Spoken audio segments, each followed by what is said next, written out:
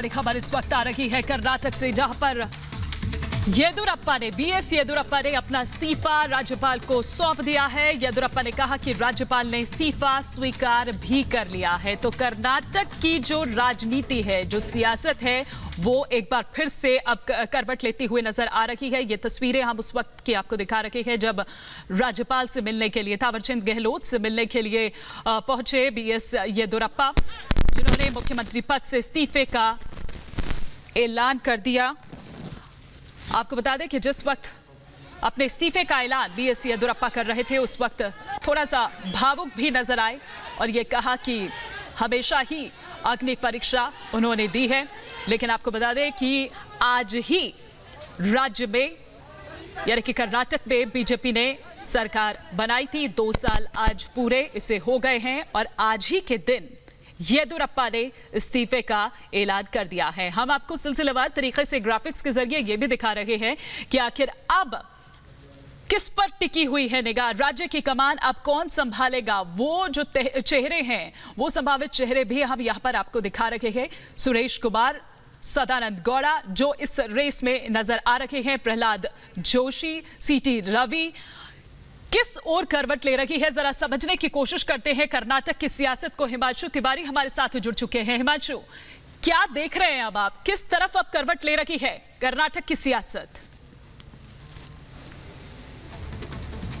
देखिए, अब सीधे सीधे तौर पर जिस तरीके से बीएस येदुरप्पा ने अपना इस्तीफा सौंप दिया है, काफ़ी भावुक भी वो नज़र आए। लेकिन 2 साल आज ही के दिन पूरे हुए थे, 2 साल हो गए हैं इस बार के उनके टर्म को लेकर, और जिस तरीके से उनकी उम्र लगातार बढ़ती चली जा रही थी, कुछ विधायकों में भी असंतोष दिखाई दे रहा था। इसके चलते जो बीजेपी आला कमान है उसने पहले ही निर्देश दे दिए थे कि समय आने पर अब ये बीएस येदुरप्पा को हटाया जाएगा और फिर किसी और को कमान सौंपी जाएगी। उसी के चलते आज हालांकि विधायक दल की बैठक थी, विधायक दल की बैठक को पोस्टपोन कर दिया गया। लेकिन जिस तरीके के हालात वहां पर बने हुए हैं, बाढ़ के हालात भी कर्नाटक में बने हुए हैं, तो ये उम्मीद जताई जा रही थी कि शायद कुछ दिनों के बाद में इस्तीफा हो सकता है। लेकिन आज अचानक से फिर येदुरप्पा ने इस्तीफा दे दिया है।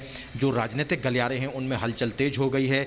कांग्रेस पार्टी के तमाम जो लोग हैं उनमें भी हलचल तेज हो गई। लेकिन सबसे बड़ी बात, अभी की सबसे बड़ी खबर ये है कि संसद के अंदर जो राज्य के प्रभारी हैं अरुण सिंह, उनकी जेपी नड्डा की और अमित शाह की ऑलरेडी बैठक चल रही है और काफ़ी देर से ये बैठक चल रही है। तो निश्चित तौर पर ये बैठक होने के बाद में तय किया जाएगा कि 1 या 2 जो पर्यवेक्षक हैं वो भेजे जाएंगे वहाँ पर कर्नाटक, और फिर वहाँ पर विधायक दल की बैठक होगी और विधायक दल की बैठक में जो पार्टी का निर्णय होगा, जो बीजेपी आलाकमान का जो निर्णय होगा, वो उनके सामने रखा जाएगा और सर्वसम्मति से विधायक दल का नेता चुना जाएगा। हम लगातार अपने दर्शकों को स्क्रीन पर ग्राफिक्स के माध्यम से बता रहे हैं कि कौन कौन हो सकता है, जो राज्य का मुख्यमंत्री हो सकता है, कि आने वाले दिनों में किसे मुख्यमंत्री बनाया जा सकता है। लेकिन सबसे बड़ी बात यह है कि वो क्या लिंगायत समुदाय से ही होगा। मैं यही आपसे समझना चाह रही हूँ हिमांशु, क्योंकि 2023 में, अभी एकदम तो नहीं, लेकिन 2023 में प्रदेश में चुनाव है और जाहिर सी बात है कि जो बीजेपी है वो लिंगायत समुदाय की नाराजगी तो नहीं लेने के मूड में होगी,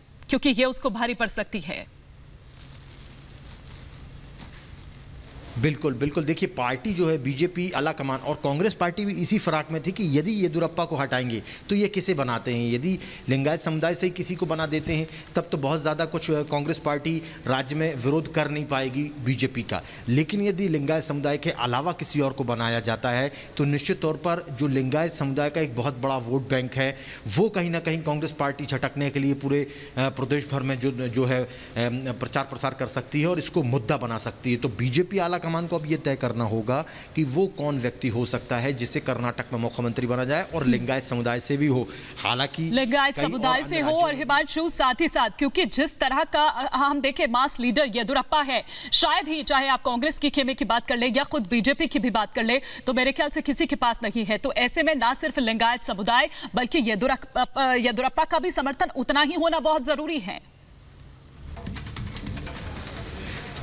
बिल्कुल बिल्कुल। देखिए, यदि आने वाले दिनों में जिसे भी मुख्यमंत्री बनाया जाएगा तो निश्चित तौर पर येदुरप्पा की उसमें हामी और सहमति होना ज़रूरी है, क्योंकि येदुरप्पा जो है भले ही अब मुख्यमंत्री ना हो, लेकिन वो एक एमएलए हैं और दूसरी सबसे बड़ी बात, वो कर्नाटक के बहुत बड़े नेता हैं और यदि वो असंतुष्ट होते हैं, वो यदि नाखुश होते तो निश्चित तौर पर पार्टी को आगे सर्वाइव करने के लिए दिक्कतों का सामना करना पड़ सकता है। तो पार्टी ये कभी नहीं चाहेगी कि जो BS येदियुरप्पा इतने बड़े कद के नेता उनके रहे हैं उनको पूरी तरीके से नकार दिया जाए। उनकी हामी बिल्कुल ज़रूरी होगी। जो भी मुख्यमंत्री बनेगा कहीं ना कहीं उनका भी आशीर्वाद उसको लेना पड़ेगा और उनकी सहमति से ही जो भी मुख्यमंत्री बनेगा वो बनाया जाएगा निश्चित तौर पर।